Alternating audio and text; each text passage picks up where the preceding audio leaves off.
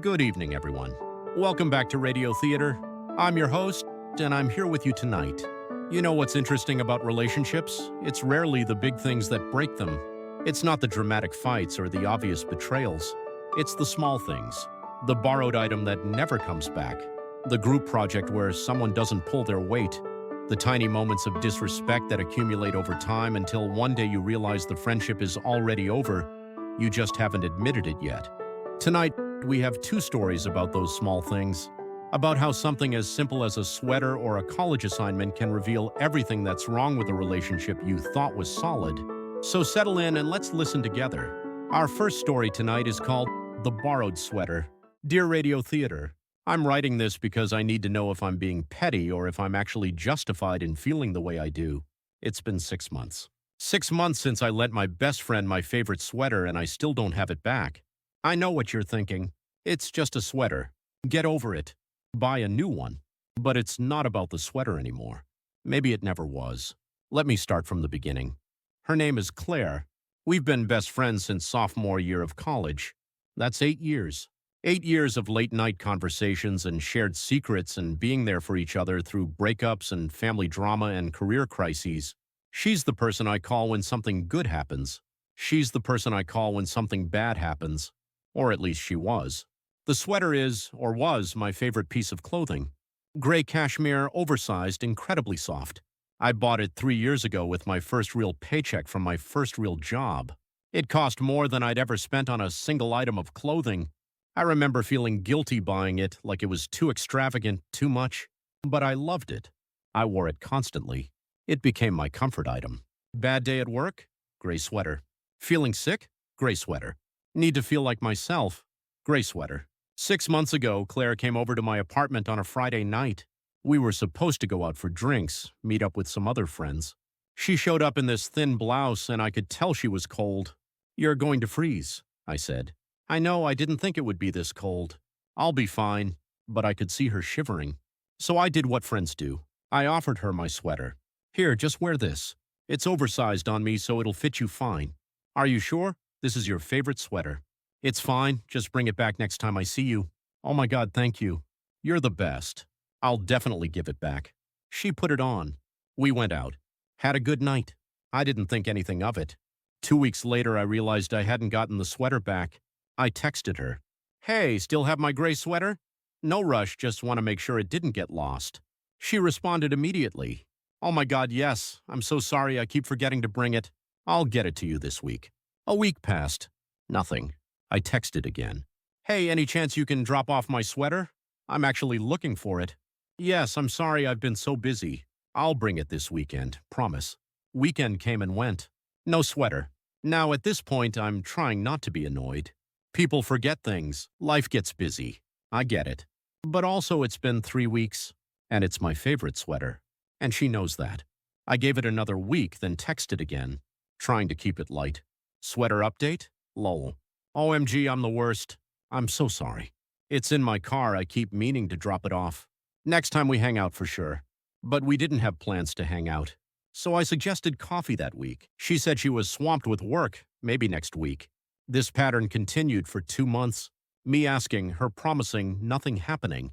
And here's where it gets complicated. Because it's not like Claire disappeared. We were still texting. She was still posting on social media. I could see her life continuing, see her going out with other friends, going to events, living her normal life. Just apparently too busy to return my sweater. After 2 months, I was getting genuinely frustrated. Not just about the sweater anymore, but about what it represented. The casual disregard. The broken promises. The fact that something that mattered to me clearly didn't matter to her. I tried to talk to myself about it. Tried to rationalize. It's just a sweater. She's not doing it on purpose. She's forgetful. Let it go. But I couldn't let it go. Because it wasn't just about this sweater. It was about a pattern I was starting to see. 2 years ago, I lent Claire money for rent. $200. She was short that month, stressed about getting evicted. I transferred her the money immediately. She promised to pay me back within a month. It took 6 months. And I had to ask 3 times. Last year, I helped her move apartments. Spent an entire Saturday hauling boxes up 3 flights of stairs. She promised she'd help me when I moved in the fall. When the time came, She was suddenly busy that weekend. Work thing. Couldn't be avoided. So sorry. I had to hire movers. 6 months ago, before the sweater incident, I had a really bad day. Like, really bad. Got some difficult news about my mom's health. I called Claire crying, needing to talk. She answered, but I could tell she was distracted. Told me she was at dinner with some people from work, but she'd call me back in an hour. She didn't call back. Texted the next day saying she forgot and was so sorry. I'm seeing this pattern now. This pattern where what I need, what matters to me, always comes second, or third, or not at all. And I make excuses for it because she's my best friend and best friends are supposed to give each other grace. But how much grace? How many forgotten promises? How many unreturned sweaters? At the 3-month mark, I stopped asking nicely. I texted her directly. Claire, I need my sweater back. Can you please drop it off this week? She called me. First time she'd actually called in weeks. Hey, I'm so sorry about the sweater. I know I've been terrible about it. Can I just Venmo you the money for it? I think it might have gotten mixed up with my stuff when I did laundry, and I'm not sure where it is right now. Wait, what? You lost my sweater? I mean, I don't know if I lost it. It's probably just in a box somewhere from when I reorganized my closet. But I feel so bad about this, let me just buy you a new one. How much was it? Claire, I don't want a new one. I want my sweater. The one I lent you. That was my favorite sweater. I know. And I feel terrible. But if I can't find it, at least let me replace it. It's not about replacing it. It's about the fact that you borrowed something important to me, said you'd give it back, and then just didn't. For 3 months. And now it's lost? There was a pause. When she spoke again, her tone had changed. Less apologetic, more defensive. Okay, I said, I'm sorry. I don't know what else you want me to say. It's a sweater. I'll buy you a new one. Why are you making such a big deal about this? And that's when I realized she genuinely didn't understand why I was upset. To her, this was about a replaceable item of clothing. To me, it was about respect, about keeping your word, about caring enough to follow through. It's a big deal because you've been saying you'll return it for 3 months and you haven't. It's a big deal because this isn't the first time something like this has happened. It's a big deal because it feels like the things that matter to me don't matter to you. Wow. Okay. I didn't realize you were keeping score of every little thing I've done wrong. I've been dealing with a lot lately, and I'm sorry if I haven't been perfect, but I think you're being really unfair right now. I'm not keeping score, Claire.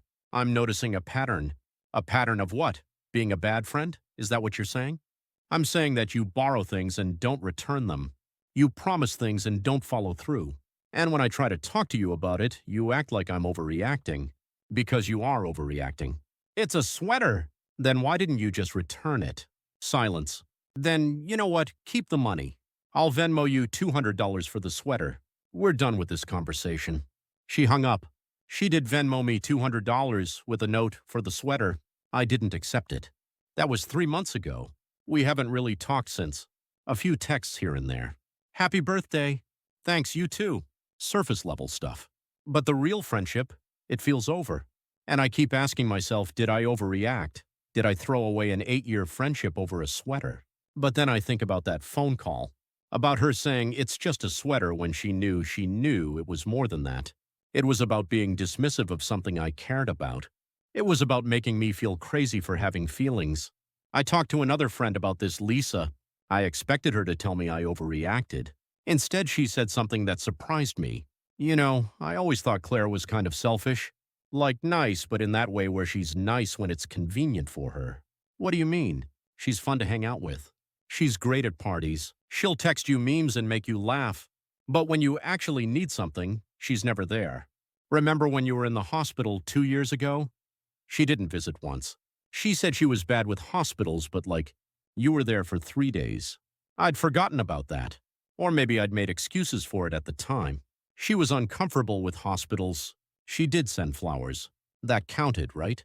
But Lisa was right. When I needed her, really needed her, Claire wasn't there. And I'd been making excuses for her for years. The borrowed sweater wasn't the problem. It was the symptom. I started thinking about our friendship differently. Started noticing things I'd been ignoring. I'm always the one initiating plans. Always the one texting first. Always the one asking how she's doing, remembering important dates, showing up for her. When does she show up for me? I threw her a surprise birthday party 2 years ago. Spent weeks planning it, coordinating with people, decorating her favorite restaurant's private room. She cried, said it was the best night of her life, said I was the best friend anyone could ask for. For my birthday that same year, she took me to dinner. Just the two of us. Split the check. I'm not saying birthday gestures have to be equal. That's not the point. The point is the pattern. The pattern of me giving more, caring more, trying more, and her just receiving. Last week I saw on Instagram that she went to a concert with some other friends. The sweater concert, actually. The one I'd mentioned wanting to go to months ago but couldn't afford tickets. She'd said she couldn't afford them either. She was wearing a sweater in one of the photos. Not my sweater. A different one.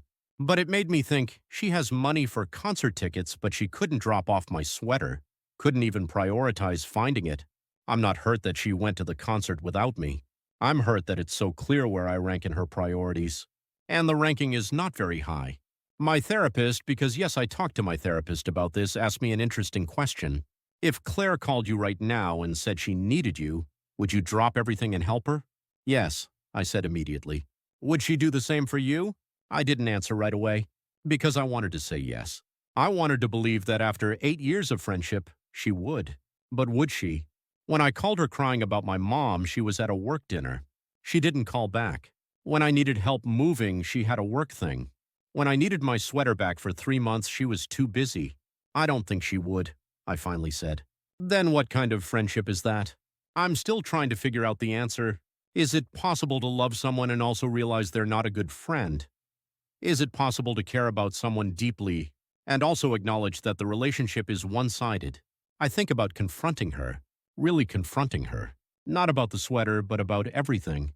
About how I feel like I've been carrying this friendship alone for years. About how every time I need something, she's not there. About how I'm tired of making excuses for her. But I also think, what's the point? She already thinks I'm overreacting about a sweater. She's not going to hear me if I try to explain the bigger picture. She'll just get defensive again. Make me feel like I'm being too sensitive, too demanding, keeping score when I should just be more understanding. Maybe that's what hurts the most. Not that she lost my sweater. Not even that she didn't return it. But that when I tried to tell her it hurt me, she made me feel stupid for being hurt. It's just a sweater. But it wasn't just a sweater. It was trust. It was respect. It was the assumption that when you borrow something from someone you care about, you take care of it and return it. Not because you have to, but because that's what caring looks like. Small acts of consideration, following through, keeping promises. And when you don't do those things, you're saying, whether you mean to or not, that the other person doesn't matter enough. I miss her sometimes. I miss having a best friend. I miss the Claire I thought she was. But I'm also starting to realize that maybe that Claire never existed. Maybe I was so invested in the idea of having a best friend that I overlooked all the ways she wasn't actually being one. The sweater is gone. $200 is sitting in a Venmo request I won't accept. And an 8-year friendship is dissolving over something that seems small but feels enormous. People ask me what happened with Claire. You two were so close. What changed? I don't know how to explain it. How do you tell people that your best friend lost your favorite sweater and that somehow that one small thing unraveled everything? How do you explain that it was never about the sweater at all? So I just say we drifted apart. But we didn't drift. She let go. And I'm finally accepting that maybe I should too. I'm writing this because I need to know, am I wrong? Am I making too big a deal out of something small? Or is it okay to be upset when someone you love shows you repeatedly that you're not a priority? Is it okay to end a friendship not because something dramatic happened, but because you finally noticed all the small things that have been wrong all along? I don't know. But I know I can't keep waiting for a sweater that's never coming back. In more ways than one. With confusion and sadness, someone who lost more than a sweater. That was a story from someone who lost more than a sweater. Listen to me carefully. You're not being petty. You're not overreacting. And you're not wrong. That sweater was never just a sweater. It was a test you didn't know you were giving. And Claire failed it. Not because she lost it, but because of everything that came after. The excuses. The defensiveness. The why are you making such a big deal out of this? Making you feel crazy for having feelings. Here's what I know. Good friends don't make you beg for 3 months to get your belongings back. Good friends don't minimize your hurt when they've hurt you. Good friends don't say it's just a sweater when they know it's not just a sweater. You asked if it's okay to end a friendship over small things. but they're not small things. They're consistent things. And consistency is everything. 8 years is a long time, but sunken cost doesn't mean you have to stay. Sometimes the bravest thing is admitting that someone you love isn't good for you. Sometimes friendships end over borrowed items that never return. Sometimes they end over work that was never shared equally. Sometimes the breaking point comes in the most unexpected places, like a college classroom. Our second story tonight is called The Group Project. Dear Radio Theater, I graduated from college 5 years ago. 5 years. And I'm still angry about a group project from my senior year. I know how ridiculous that sounds. I know I should have let this go a long time ago, but I can't. And I think it's because that project revealed something about people, about fairness, about how the world works, that I'm still trying to process. Let me tell you about the worst 4 months of my college career. It was senior year, second semester. I was taking advanced marketing strategy, a required course for my major. The professor, Dr. Harrison, announced on the first day that 40% of our grade would come from a group project. We'd be working in teams of 4 to develop a complete marketing campaign for a real local business. Research, strategy, budget, creative assets, presentation, everything. We didn't get to choose our groups. Dr. Harrison assigned them randomly, or so he claimed. I'm still not convinced there wasn't some cosmic punishment happening. My group, me, Tyler, Madison, and Josh, I didn't know any of them well. Tyler I'd seen around campus, always seemed friendly. Madison was in my psychology class sophomore year. We chatted a few times. Josh was a complete stranger. First meeting, we all seemed enthusiastic. We exchanged numbers, created a group chat, agreed to meet twice a week. The project wasn't due until end of semester, but there was a lot to do. We got assigned a local coffee shop, Brewster's, that wanted to expand their customer base. First 2 weeks were fine. We met up, divided responsibilities. I volunteered to do the market research and competitive analysis. Tyler said he'd handle the budget and financial projections. Madison took social media strategy. Josh said he'd work on the creative side, design mock-ups for ads and promotional materials. We set deadlines for our individual parts. 2 weeks for initial research. 2 weeks after that for strategy development. Then we'd combine everything and work on the final presentation together. Week 3, I finished my market research. 15 pages of analysis, demographics, competitor strategies, market gaps, consumer behavior patterns. I was proud of it. I'd done thorough work, cited everything properly, created charts and graphs. I posted it in our group chat. Here's my part. Let me know if you need anything else or want me to adjust anything. Tyler responded with a thumbs-up emoji. Madison said, "Looks great." Josh didn't respond at all. Week 4, we were supposed to meet to discuss Tyler's budget section and start integrating our work. Tyler showed up but admitted he hadn't finished yet. Work had been crazy. He had 2 other projects due. Could he have a few more days? Okay, fine.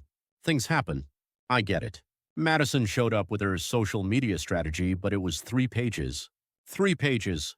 For something that was supposed to be a comprehensive social media plan. It was basically a post on Instagram and Facebook. Use hashtags. Do giveaways. I tried to be diplomatic. This is a good start, but Dr. Harrison said each section should be at least 10 pages. Should we flesh this out more? Maybe add specific content calendars, engagement strategies, analytics plans. She looked annoyed. I think it covers the main points.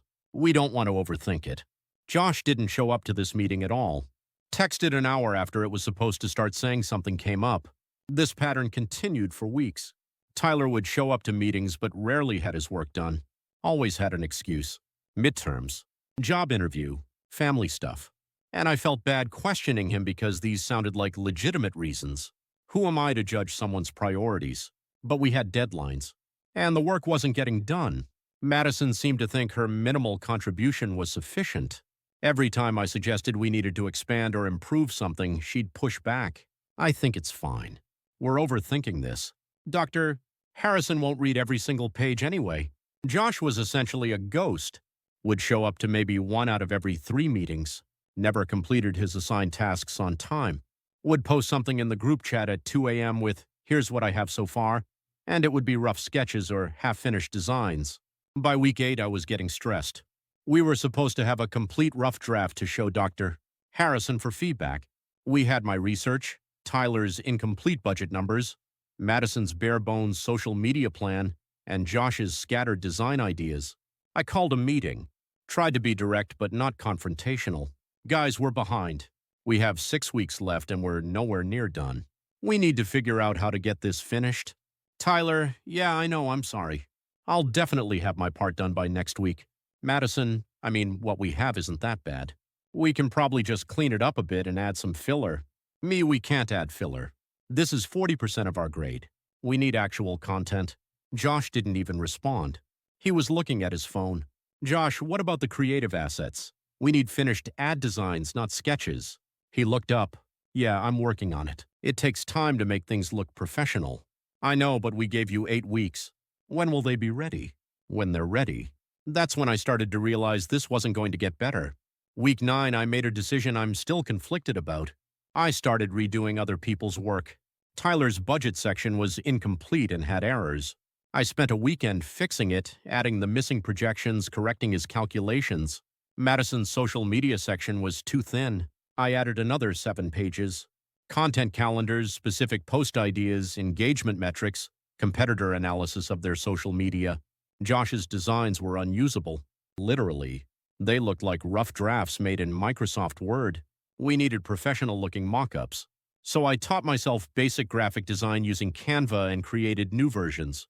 I told myself I was being a team player, making sure we all got a good grade. But really, I was enabling them.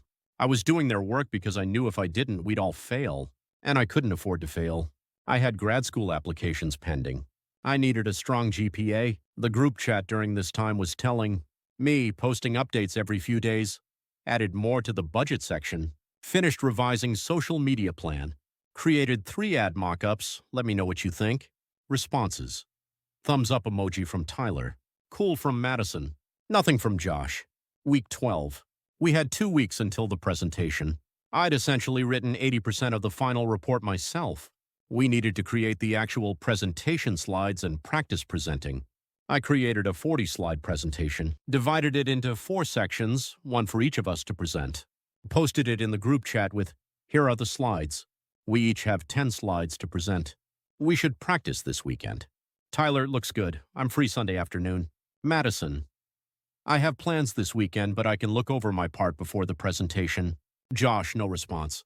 Sunday, Tyler and I met up to practice. Just the 2 of us. We went through the presentation, timed ourselves, gave each other feedback.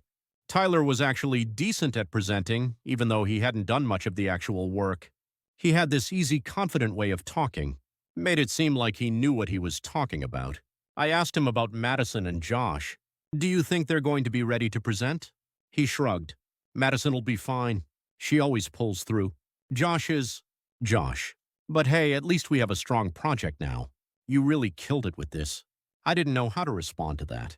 Because yes, I'd worked hard. But he was complimenting me for doing work that should have been split 4 ways. And he didn't seem to see anything wrong with that. Week 13. The presentation was in 3 days.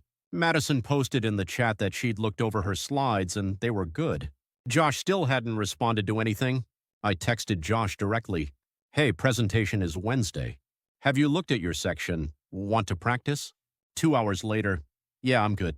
I'll just present off the slides. Have you read through them at least? They cover some complex strategy stuff. I'll look at them before class. Presentation day. I barely slept the night before. Not because I was nervous about my part, I knew my part cold. But because I was terrified of what Madison and Josh were going to do, or not do. We were the 3rd group to present. I watched the first 2 groups and felt sick. They were good. Really good. Polished presentations, everyone clearly knew their material, confident delivery. Our turn. Dr. Harrison called us up. The 4 of us stood at the front of the lecture hall. 50 students watching us. Dr. Harrison in the back with his rubric ready to grade. I went first. My 10 slides about market research and competitive analysis. I'd practiced this 20 times. It went smoothly. Tyler went second. Budget and financial projections. He was charismatic, made it engaging, even though half the numbers on those slides were ones I'd filled in. He got a few laughs with some jokes about coffee shop profit margins. It was fine. Madison went third. Social media strategy. And here's where it started to fall apart. She was reading directly off the slides, word for word, making no eye contact with the audience. speaking in this monotone voice that made it clear she'd never actually read this content before. She stumbled over terms like engagement metrics and conversion funnel because she didn't know what they meant. At one point, Dr. Harrison interrupted. Can you explain why you chose Instagram as the primary platform over Facebook given the demographic data? She froze. Because Instagram is more popular. That was my analysis. My reasoning. It was in the written report. But she hadn't read it. She didn't know. Actually, I jumped in trying to save it. The market research showed that Brewster's target demographic, ages 22 to 35, has higher engagement rates on Instagram, particularly with visual content related to food and beverages. The demographics skew younger than their current customer base, which is why Instagram was prioritized. Dr. Harrison nodded and made a note. Madison looked relieved and continued reading off the slides. Then it was Josh's turn. Creative strategy and campaign assets. He pulled up his slides, looked at them. I watched his face and realized in that moment that he had not in fact looked at them before class. He started talking, vaguely, generally, about how advertising is important and visual content matters and brand recognition is key. Generic statements that said nothing specific about our actual campaign. Dr. Harrison interrupted again. Can you walk us through the specific ad designs, the mock-ups in your section? Josh clicked to the slide with the ad mock-ups, the ones I'd created. Yeah, so these are the ads we created. They feature the coffee shop's logo and some appealing images of coffee. That was it. That was his explanation. Dr. Harrison, can you talk about the design choices, the color scheme, the messaging strategy, why these specific visuals? Josh looked panicked. Well, we thought these colors looked good and the pictures are appealing to customers. Another student raised their hand with a question about the campaign tagline. Josh couldn't answer it. Because he didn't know. Because he hadn't done any of this work. I watched Dr. Harrison's face. I knew what he was thinking. He was thinking what I was thinking. That Josh had no idea what he was talking about. That he clearly hadn't done this work. I couldn't take it anymore. I jumped in again. What Josh means is that the color palette was chosen to reflect warmth and approachability while maintaining professional branding standards. The tagline, "Brew Your Best Day," targets the aspirational wellness angle that our demographic research indicated. Was highly effective with the 22 to 35 age group. Josh looked relieved. Dr. Harrison looked skeptical, but let us finish. The presentation ended. We sat down. I felt exhausted. Not from presenting my part, but from having essentially presented 3 parts. Mine, half of Madison's, and most of Josh's. A week later, we got our grades. The project grade B. I was devastated. A B. After the amount of work I'd put in. After essentially carrying 3 other people through this project. Dr. Harrison's feedback on the written report was mostly positive. Strong research, comprehensive strategy, professional presentation. But he noted that the presentation itself was uneven and showed varying levels of preparation among team members. He'd noticed. Of course he'd noticed. But we all got the same grade anyway. That's what group projects are, right?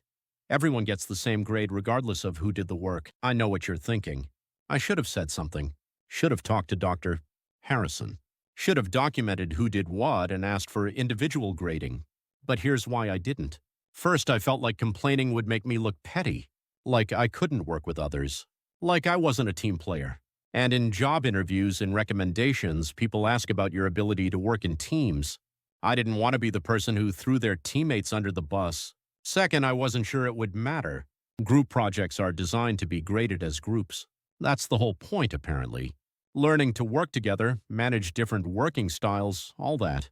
Third, and this is the one I'm most ashamed of, part of me had internalized the idea that if you're capable of doing more, you should. That it's somehow wrong to let the project suffer even if it's not your fault. That taking responsibility, even for other people's failures, is what good students do. So I said nothing. But I was angry. So angry. The day after we got our grades, Tyler sent a message to the group chat. Good job, everyone. B isn't bad. Congrats on finishing. Madison responded with celebratory emojis. Josh, yeah, good work, team. Good work. Team. I stared at those messages. These people who'd contributed maybe 20% of the work collectively were congratulating themselves on a good job. I typed out a message. Deleted it. Typed another one. Deleted that too. What I wanted to say, good work? I did 80% of this project alone while you guys barely showed up. This B is my grade that you're all benefiting from. What I actually said, nothing. I left the group chat unread. A few weeks later, I ran into Madison at a coffee shop. She saw me, waved, came over. Hey, how's it going? How are your other classes finishing up? I was polite. Made small talk. She seemed completely unfazed, like the project had been a normal, equitable collaboration. Then she said something that made my blood boil. That marketing project was so much work, right? I'm so glad it's over. Dr. Harrison really piles it on. So much work. That she didn't do. I just nodded. Yeah, it was a lot. But we made a good team. We should definitely take another class together next semester. A good team. I made an excuse and left. Graduation came. I saw all three of them at the ceremony.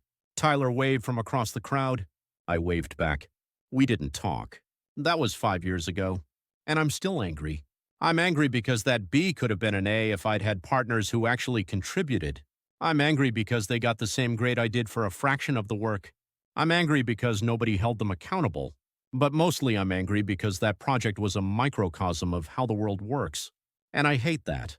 In the working world, I've seen the same pattern over and over. There are people who do the work and people who take credit for the work. There are people who stay late and people who leave on time. There are people who care about quality and people who just want to check boxes. And the system rewards them equally. Sometimes it even rewards the people who do less because they're the ones with energy left over to network, to schmooze, to make themselves visible, while the people doing actual work are too exhausted.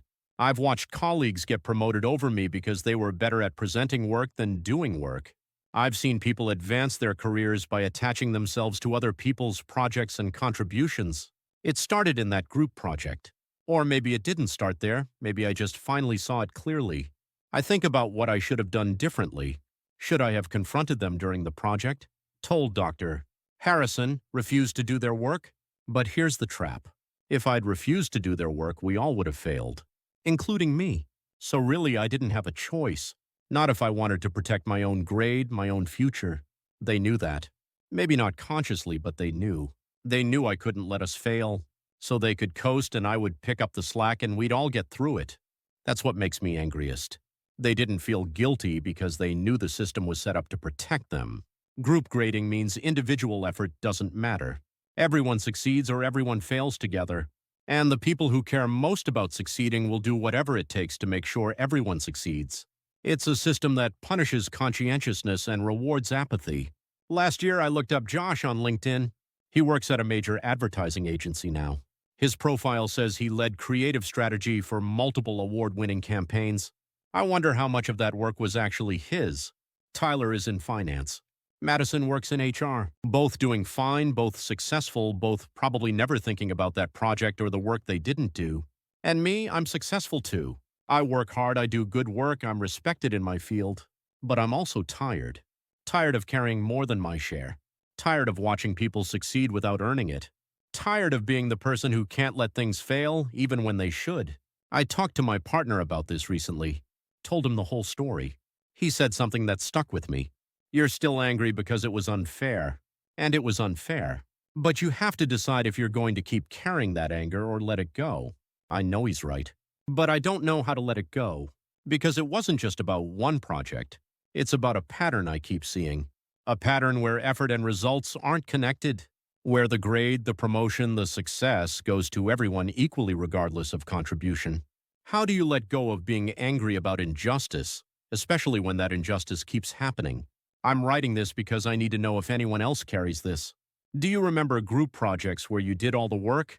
Do you think about them years later? Does it still make you angry? Or am I the only one who can't let go of a college project from 5 years ago? Part of me knows I need to let this go. It's been 5 years. It doesn't matter anymore. That grade didn't define my career. Those people are strangers now. What difference does it make? But another part of me thinks it does matter. It matters because it taught me that fairness is a lie. That working hard doesn't guarantee fair results. That some people will always do the minimum and get maximum benefit because people like me will pick up the slack. And I don't know what to do with that knowledge except carry it. And be angry about it. Still, 5 years later. So here I am. A college graduate with a good job and a successful career. Still furious about a group project that ended half a decade ago. Is that ridiculous? Probably. But it's also honest. With lingering frustration, someone who still remembers every slide. That was a story from someone who still remembers every slide. 5 years. You've been carrying this for 5 years, and I get it. I really do. That project was unfair. You did the work. They got the benefit. The system failed you.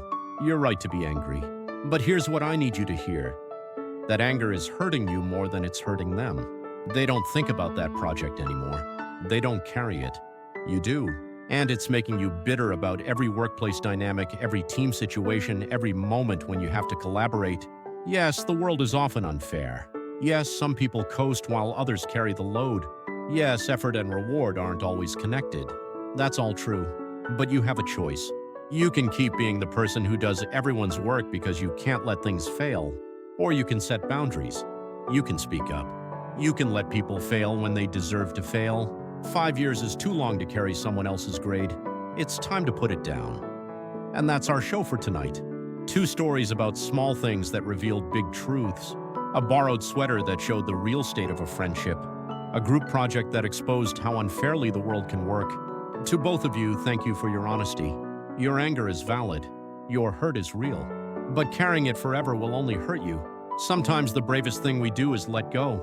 Not because we've decided it was okay. Not because it stopped being unfair, but because we've decided we're worth more than the weight of other people's failures. If you have a story sitting heavy on your heart, send it our way. Sometimes saying it out loud is the first step to putting it down. Subscribe to Radio Theater. Share this with someone who needs to hear they're not alone in their anger, their hurt, their unresolved feelings. Until next time, take care of yourselves. Set boundaries. Speak up. And remember, you don't have to carry what isn't yours. This is Radio Theater. Good night.